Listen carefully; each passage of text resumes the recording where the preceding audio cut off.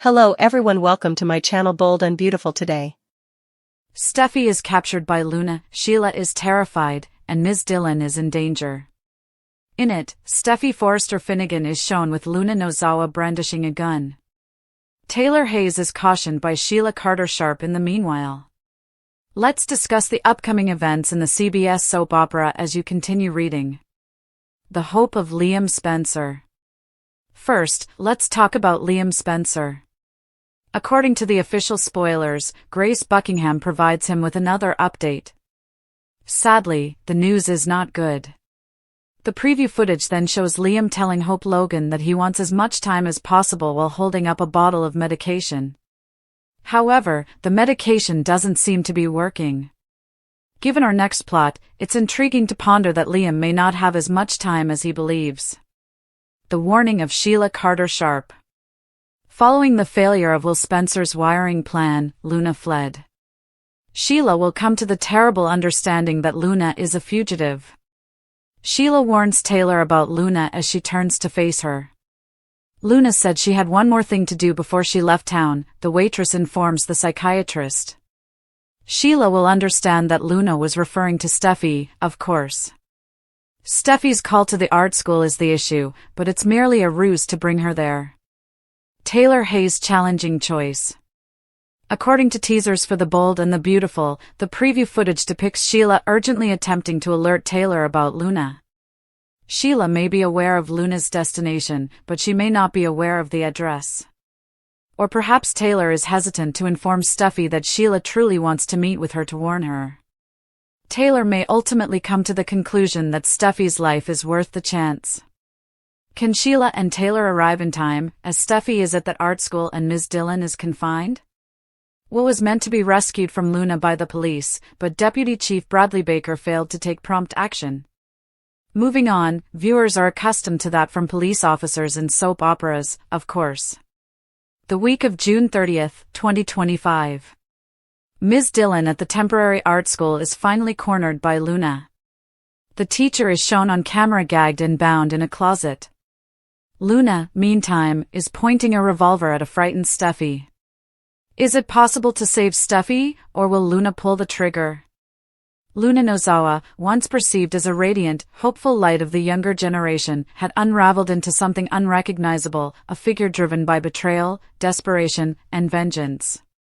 Inside the art school's echoing halls, Luna stood motionless but trembling slightly, arm raised, a gun locked firmly in both hands, her finger flirting with the trigger as she aimed it at Steffy Forrester Finnegan.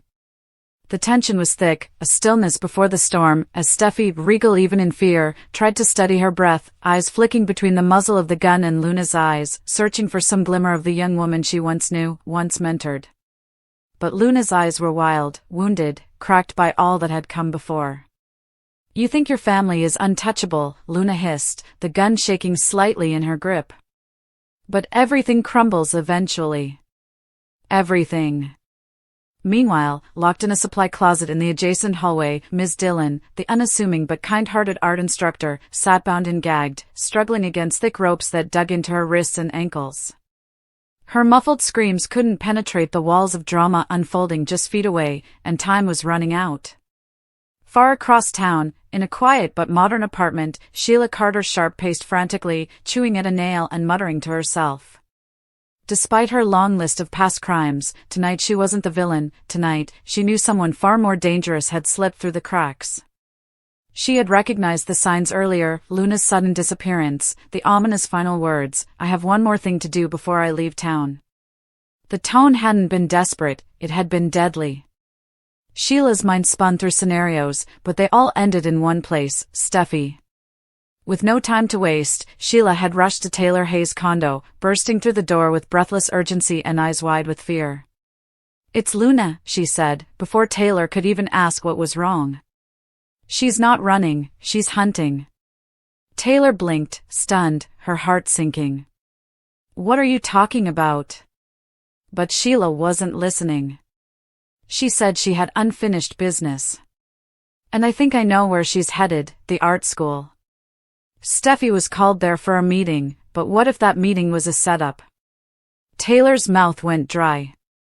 She remembered Steffy had mentioned it, something about a quick walkthrough for a Forrester-sponsored gallery. "Oh my God," she whispered, reaching for her phone with trembling fingers. "We have to call the police." Sheila stopped her. "By the time they respond, it might be too late. We have to go now." Elsewhere in the city, Liam Spencer was dealing with his own kind of torment. At the hospital, he stood quietly beside Hope Logan, holding a small medication bottle up to the light. His voice broke as he spoke. "I want to have as much time as I can get, Hope." The subtext hung heavy in the air. He was dying. The medication wasn't working. Whatever Grace Buckingham had told him earlier that day, it hadn't been good. "We'll find another way," Hope said, her voice cracking as she tried to keep herself together. "We always do." But Liam simply smiled, a tired, resigned smile. "We don't always win, Hope." The moment between them, soft, tragic, full of love and longing, was a stark contrast to the horror unfolding miles away. And yet, somehow, all of it was connected. Because when lives hang in the balance, love and tragedy often collide. Back at the art school, Luna's breathing had grown erratic, each second ticking by like an eternity. Steffy, still composed, tried to talk her down. "Luna, whatever you're feeling, whatever happened, we can fix this. You're not a killer." Luna laughed bitterly, tears brimming in her eyes. "You don't know anything about me, Steffy. You never did." Somewhere in the building, a door slammed. Sheila and Taylor had arrived, sprinting through the halls, calling Steffy's name. Luna's head jerked toward the sound. "No," she shrieked. "They're not going to ruin this. Not again." Steffy took a cautious step forward. "You don't have to do this. Whatever happened with Will, whatever pain you're carrying, you don't have to let it consume you." Luna's eyes burned with a terrible clarity. "Will's wiring scheme, he set me up. But no one believed me. You didn't believe me. You let me be blamed." The gun quivered in her hands. "I lost everything. So why should you get to keep your perfect life?" Meanwhile, in the closet, Ms. Dillon had managed to loosen one wrist. Sweat beaded on her brow as she worked furiously, the muffled voices growing louder outside. If she could just get free, if she could just scream loud enough, maybe she could stop what was coming. Outside, Sheila turned to Taylor. "She's in there. I can feel it." Taylor hesitated. "If we go in too fast, we could make it worse." But Sheila didn't wait. She kicked the door open with surprising strength. Inside, time seemed to stop. Luna turned, gun snapping toward the doorway. "No!" she screamed. Steffy lunged forward, grabbing Luna's wrist in a desperate gamble. The gun fired, once, then twice. Screams rang out. Taylor ducked. Sheila rushed in, tackling Luna to the ground just as Steffy scrambled away, unharmed but breathless. The weapon skittered across the floor, out of reach. Luna thrashed, screaming, until Sheila pinned her down. "It's over," Sheila growled, her own voice shaking. "You don't get to destroy any more lives." Minutes later, the police finally arrived, Deputy Chief Bradley Baker dragging his feet as always. "We had a report of shots fired," he said, out of breath. "Little late," Taylor snapped. Paramedics rushed in to check Steffy, who was miraculously unharmed. Ms. Dillon, finally free, burst from the closet sobbing. "She tied me up," she cried. "She was going to kill us all." Luna was led away in cuffs, still screaming about justice, betrayal, and how nobody ever listened. And in the quiet aftermath, Steffy collapsed into Taylor's arms, sobbing with relief. "She would have killed me," she whispered. Taylor stroked her hair. "But she didn't. You're here. That's what matters." Later that evening, back at Liam and Hope's apartment, the news played on the television. "Luna Nozawa arrested after armed confrontation," the anchor reported. Hope turned the volume down and looked at Liam. It could have been so much worse. Liam nodded, but his eyes were far away. They say everything happens for a reason. I just wish the reasons didn't hurt so much. In the days that followed, the Forrester family gathered close. Steffy gave an exclusive interview, bravely speaking about the ordeal. Luna was in pain, she said. That doesn't excuse what she did, but it helps us understand it. Ms. Dillon took a leave of absence, too shaken to return to the school just yet. Sheila and Taylor, strange allies now, found themselves bound by the chaos they'd survived together. I never thought I'd be grateful to you, Taylor admitted. Sheila smirked. Life's full of surprises. And Luna? She sat alone in a padded cell, her mind unraveling further, whispering the names of everyone she blamed. Steffy. Will. Sheila. Even herself. Somewhere inside her, the girl she once was still cried out, but the echoes were fading. Forever. Sheila's revelation, Liam's tumor update, and Luna's escape. Luna Nozawa should leave before the police show up.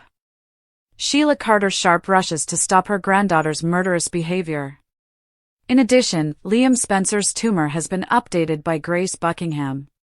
Let's discuss the upcoming events in the CBS soap opera as you continue reading. Nozawa Luna runs. First, let's talk about Luna. Fans are aware that Will Spencer attempted to portray Luna as the hero. She became concerned, though, as he continued to put things off rather than share her bed. Luna then discovered the wires running across Will's chest. Will's life is in jeopardy because he is now carrying a gun. Although the police are en route, it appears that they won't arrive before Luna departs. But Luna won't get very far. The murderer confronts Ms. Dillon at the makeshift art school. The teacher is compelled by her to bring Steffy Forrester Finnegan to the school. The recognition of Sheila Carter Sharp. Sheila Carter Sharp then confides in Deacon Sharp about the Spencer men's pattern of treachery. Sheila eventually understands what Luna is going to do next after that. Sheila encounters Taylor Hayes in a state of total terror. Sheila may attempt to obtain the address of Hayes Forrester Finnegan's school, assuming that's where Luna is currently. Although Taylor may be reluctant to share any information with Sheila, Luna poses a far greater risk. Later, Hayes brings home something from his art lesson that surprises Steffy and Taylor. Steffy discovers she is in serious danger by the conclusion of the week.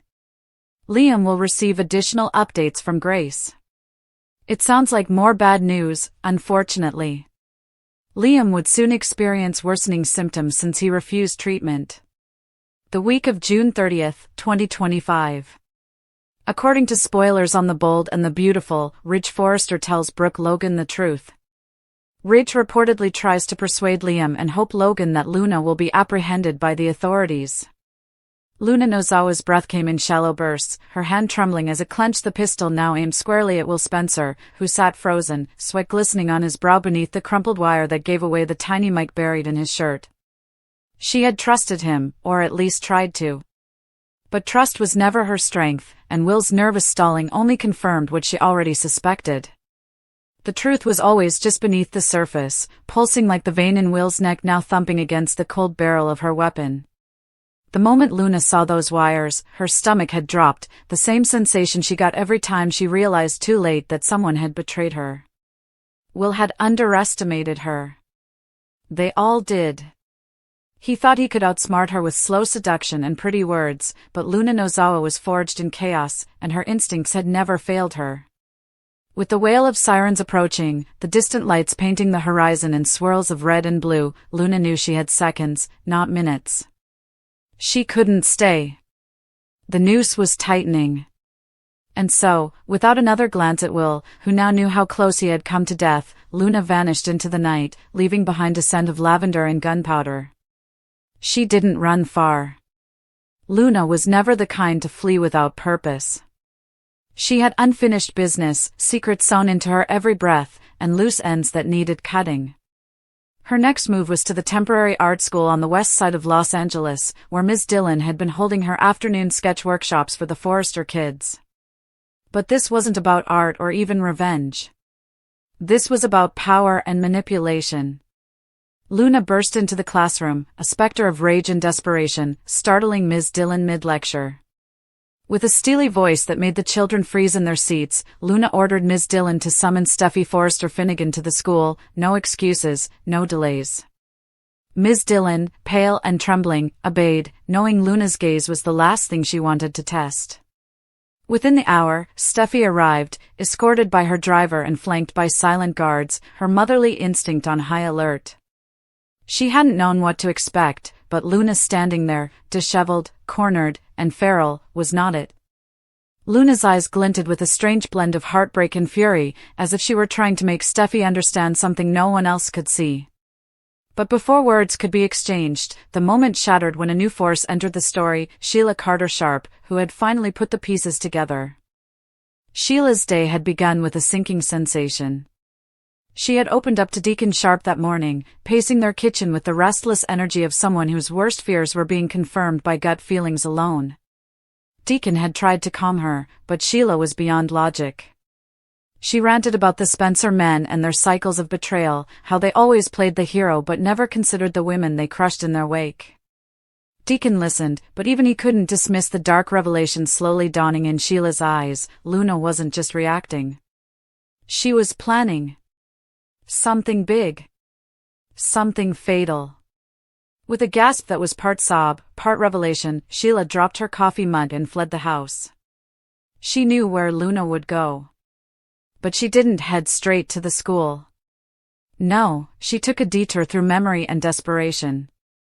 First stop, Taylor Hayes. Taylor had just finished her therapy session with a high-profile patient when Sheila burst into her office uninvited, wild-eyed and frantic. "Where is Hayes?" Sheila demanded, her voice raw. Taylor, stunned, stood her ground, refusing to give Sheila even a hint. "You're not going near my grandson," she said, her tone icy. But Sheila didn't care about their old battles. Not now. Not when Luna might be going after the only light in Sheila's dark life. Sheila pleaded, cursed, begged, none of it mattered. Taylor slammed the door in her face.